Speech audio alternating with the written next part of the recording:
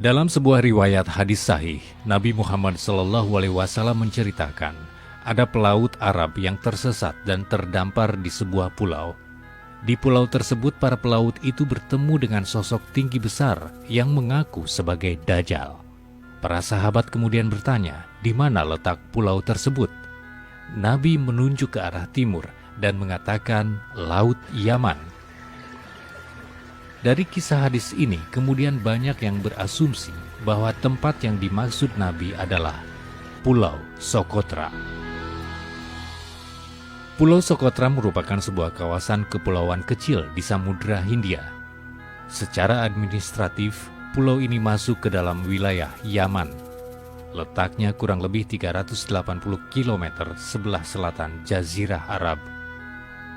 Pulau Sokotra dikenal sebagai pulau paling misterius di dunia. Bagaimana tidak, kepulauan kecil ini seperti tak terpengaruh oleh waktu dan tidak pernah berubah selama ribuan tahun. Tidak heran jika Sokotra memiliki beberapa julukan, mulai dari The Lost World, Pulau Alien, hingga menjadi tempat pengasingan atau persembunyian Dajjal. Julukannya sebagai tempat persembunyian Dajjal sudah dipercaya banyak orang. Dalam sebuah hadis sahih dikatakan, kalau secara tidak langsung Nabi Muhammad SAW seolah menunjuk lokasi Sokotra sebagai tempat berdiamnya Dajjal. Disebut sebagai tempat paling asing di bumi, banyak mitos dan legenda bermunculan terkait tempat yang disebut-sebut sebagai pemandangan dunia lain karena keanekaragaman hayati di sini yang mirip dengan alien. Terdapat sekitar 1.142 spesies flora dan fauna endemik di Pulau Sokotra yang tidak bisa ditemukan di belahan bumi manapun. Beberapa di antaranya bahkan sudah ada lebih dari 20 juta tahun. Salah satu yang paling aneh adalah pohon darah naga yang telah memunculkan sejumlah legenda dan mitos. Disebut pohon darah naga karena jika pohon ini dipotong atau tergores, akan mengeluarkan getah yang warnanya mirip darah. Dalam legenda disebutkan, pohon ini berasal dari seekor naga yang diubah menjadi pohon karena menghancurkan surga. Pulau ini dijaga oleh spesies ular-ular besar yang menghuni setiap gua-gua di Sokotra.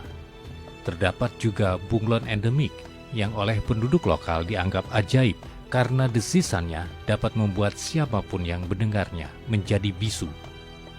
Ada pula keong darat yang bisa memanjat pohon untuk menghindari panas daratan Zar yang tandus di Sokotra. Kemudian ada kepiting air tawar, hewan air endemik Sokotra, adalah mata rantai tertinggi makanan air.